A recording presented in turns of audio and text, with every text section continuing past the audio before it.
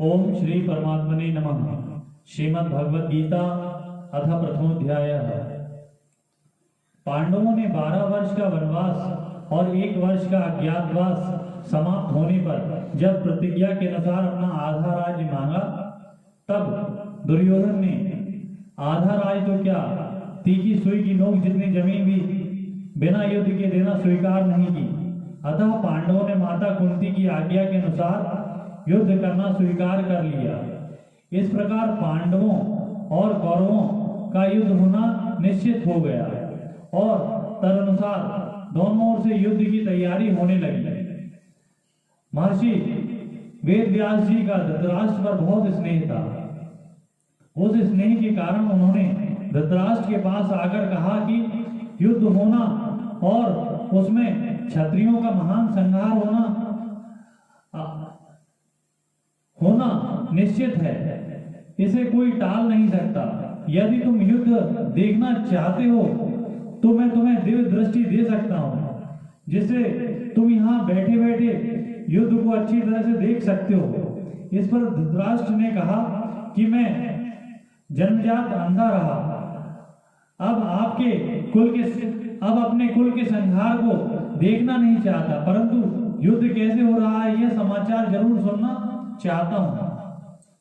तब व्यास जी ने कहा कि मैं संजय को दिव्य दृष्टि दे देता हूं, जिससे यह संपूर्ण युद्ध को, संपूर्ण घटनाओं को, सैनिकों के मन में आई हुई बातों को भी जान लेगा, सुन लेगा, देख लेगा और सब बातें तुम्हें सुना भी देगा। ऐसा कहकर व्यास जी ने संजय को दिव्य दृष्टि प्रदान की। निश्चित समय के अनुसार कुरुक्षेत्र में युद्ध आरंभ हुआ। 10 दिन तक संजय युद्ध स्थल में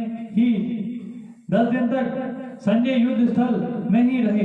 जब पितामह भीष्म बाणों के द्वारा रथ से गिरा दिए गए, तब संजय ने हस्तिनापुर में आकर धृतराष्ट्र को यह समाचार सुनाया। इस समाचार को सुनकर धृतराष्ट्र को बड़ा दुख हुआ और वे विलाप करने लगे। फिर उन्होंने संजय से युद्ध का सारा वृत्तांत सुनाने के लिए कहा। भीष्म पर्व के 24वें अध्याय तक संजय ने युद्ध संबंधी बातें धृतराष्ट्र को सुनाई। 25वें अध्याय के आरंभ में धृतराष्ट्र संजय से पूछते हैं। धृतराष्ट्र उवाच धर्म क्षेत्रे कुरुक्षेत्रे समवेतायुयोत्सवः मामकाः पांडवाश्चैव किं कुर्वत संजय। इसकी व्याख्या इस प्रकार है। धर्म क्षेत्र कुरुक्षेत्र में देवताओं ने यज्ञ किया था। राजा कुरु ने भी यहाँ तपस्या की थी। यज्ञादि धर्ममय कार्य होने से तथा राजा कुरु की तपस्या भूमि होने से इसको धर्म भूमि कुरुक्षेत्र कहा गया है। यहाँ धर्म क्षेत्र और कुरुक्षेत्र पदों में क्षेत्र शब्द देने में धृतराष्ट्र का अभिप्राय है कि यह अपनी कुरुवंशियों की भूमि है। यह केवल लड़ाई की भूमि नहीं है, अपितु तीर्थ भूमि भी है, जिसमें प्राणी जीते जी पवित्र कर्म करके अपना कल्याण कर सकते हैं। इस तरह लौकिक और पारलौकिक सब तरह का लाभ हो जाए, ऐसा विचार करके एवं श्रेष्ठ पुरुषों की सम्मति लेकर ही युद्ध के लिए यह भूमि चुनी गई है। संसार में प्रायः 3 बातों को लेकर लड़ाई होती है, भूमि, धन और स्त्री। इन तीनों में भी राजाओं का आपस में लड़ना मुख्यतः जमीन को लेकर होता है। यहाँ कुरुक्षेत्र पद देने का तात्पर्य भी जमीन को लेकर लड़ने में है।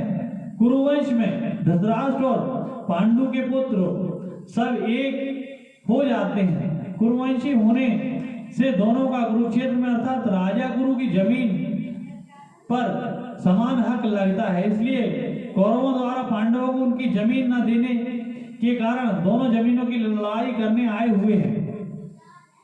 यद्यपि अपनी भूमि होने के कारण दोनों के लिए कुरुक्षेत्र पद देना युक्ति संगत, न्याय संगत है, तथापि हमारी सनातन वैदिक संस्कृति ऐसी विलक्षण है कि कोई भी कार्य करना होता है तो वह धर्म को सामने रखकर ही होता है। युद्ध जैसा कार्य भी धर्म भूमि, तीर्थ भूमि ही करते हैं, जिसमें युद्ध में मरने वालों का उद्धार हो जाए, कल्याण हो जाता है। यहाँ कुरुक्षेत्र के साथ धर्म क्षेत्र पद आया है। यहाँ आरंभ में धर्म पद से एक और बात भी मालूम होती है। अगर आरंभ में धर्म पद से धर लिया जाए और 18वें अध्याय के अंतिम श्लोक में मम पदों से म लिया जाए तो धर्म शब्द बन जाता है। अतः संपूर्ण गीता धर्म के अंतर्गत है, अर्थात धर्म का पालन करने से गीता के सिद्धांतों का पालन हो जाता है और गीता के सिद्धांतों के अनुसार कर्तव्य कर्म करने से धर्म का अनुष्ठान हो जाता है। इन धर्म क्षेत्र कुरुक्षेत्र पदों में सभी मनुष्यों को यह शिक्षा लेनी चाहिए कि कोई भी काम करना हो तो वह धर्म को सामने रखकर ही करना चाहिए। प्रत्येक कार्य सबके हित की दृष्टि से ही करना चाहिए, केवल अपने सुख आराम की दृष्टि से नहीं। और कर्तव्य अकर्तव्य के विषय में शास्त्र को सामने रखना चाहिए।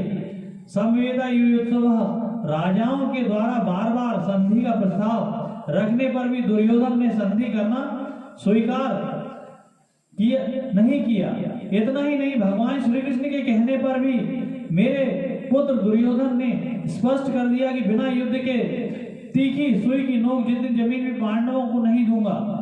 तब मजबूर होकर पांडवों ने ही युद्ध करना स्वीकार किया, ऐसा धृतराष्ट्र बोलते हैं। इस प्रकार मेरे पुत्र और पांडु पुत्र दोनों ही सेनाओं के सहित युद्ध की इच्छा से इकट्ठे हुए हैं। दोनों सेनाओं की युद्ध की इच्छा रहने पर भी दुर्योधन ने युद्ध की इच्छा विशेष रूप से थी। उसका मुख्य उद्देश्य राज प्राप्ति का ही था। वह राज प्राप्ति धर्म से हो चाहे अधर्म से, न्याय से हो चाहे अन्याय से, विहित रीति से हो चाहे निषेध रीति से, किसी भी तरह से हमें राज मिलना चाहिए, ऐसा उसका भाव था। इसलिए विशेष रूप से दुर्योधन का पक्ष ही युद्ध अर्थात युद्ध की इच्छा वाला था। पांडवों ने धर्म की मुख्यता थी। उनका ऐसा भाव था कि हम चाहे जैसा जीवन निर्वाह कर लेंगे पर अपने धर्म में बाधा नहीं आने देंगे, धर्म के विरुद्ध नहीं चलेंगे। इस बात को लेकर महाराज युधिष्ठिर युद्ध नहीं करना चाहते थे, परंतु जिसकी मां की आज्ञा से युधिष्ठिर ने चारों भाइयों सहित द्रौपदी से विवाह किया था, उस मां की आज्ञा होने के कारण ही महाराज युधिष्ठिर की युद्ध में प्रवृत्ति हुई थी। अर्थात केवल मां के आज्ञा पालन रूप धर्म से युधिष्ठिर युद्ध की इच्छा वाले हुए। तात्पर्य है कि दुर्योधन आदि तो राज्य को लेकर ही युयुत्सुक थे, पर पांडव धर्म को लेकर ही युयुत्सुक बने थे। पांडव धृतराष्ट्र को अपने पिता के बड़े भाई होने से पिता के समान समझते थे और उनकी आज्ञा का पालन करते थे। धृतराष्ट्र के द्वारा अनुचित आज्ञा देने पर भी पांडव उचित अनुचित विचार न करके उनकी आज्ञा का पालन करते थे। अतः यहाँ मामकः पद के अंतर्गत कौरव और पांडव दोनों आ जाते हैं। फिर भी पांडव पद अलग देने का तात्पर्य है कि धृतराष्ट्र अपने पुत्रों में तथा पांडु पुत्रों में समान भाव नहीं था, उनमें पक्षपात था, अपने पुत्रों के प्रति मोह था। वे दुर्योधन आदि को तो अपना मानते थे पर पांडवों को अपना नहीं मानते थे। इस कारण उन्होंने अपने पुत्र के लिए मामकः और पांडु पुत्रों के लिए पांडवः पद का प्रयोग किया है, क्योंकि जो भाव भीतर होते हैं वे ही प्रायः वाणी से बाहर निकलते हैं। इस द्वैती भाव के कारण ही धृतराष्ट्र को अपने कुल के संहार का दुख भोगना पड़ा। इससे मनुष्य मात्र को यह शिक्षा लेनी चाहिए कि वह अपने घरों में, गांवों में, प्रांतों में, देश में, संप्रदायों में, मोहल्लों में द्वैती भाव अर्थात ये अपने हैं और ये दूसरे हैं ऐसा भाव न रखे। कारण कि द्वैती भाव से आपस में प्रेम स्नेह नहीं होता, अपितु कलह होती है। यहाँ पांडव पद के साथ एव पद देने का तात्पर्य है कि पांडव तो बड़े धर्मात्मा हैं, अतः उन्हें युद्ध नहीं करना चाहिए था, परंतु वे भी युद्ध के लिए रणभूमि में आ गए तो वहां आकर उन्होंने क्या किया। इसमें पहले मामकः पद का उत्तर संजय आगे के श्लोक से 13वें श्लोक तक देंगे कि आपके पुत्र दुर्योधन ने पांडवों की सेना को देखकर द्रोणाचार्य के मन में पांडवों के प्रति द्वेष पैदा करने के लिए उनके पास जाकर पांडवों के मुख्य मुख्य सेनापतियों के नाम लिए। उसके बाद दुर्योधन ने अपनी सेना के मुख्य मुख्य योद्धाओं के नाम लेकर उनके रण कौशल आदि की प्रशंसा की। दुर्योधन को प्रसन्न करने के लिए भीष्म ने जोर से शंख बजाया। उसको सुनकर कौरव सेना में शंख आदि बाजे बज उठे। फिर 14वें श्लोक से 19वें श्लोक तक पांडवा पद का उत्तर देंगे कि रथ में बैठे हुए पांडव पक्षीय भगवान श्री कृष्ण ने शंख बजाया। उसके बाद अर्जुन, भीम, युधिष्ठिर, नकुल, सहदेव आदि अपने अपने शंख बजाए, जिससे दुर्योधन की सेना का हृदय दहल गया।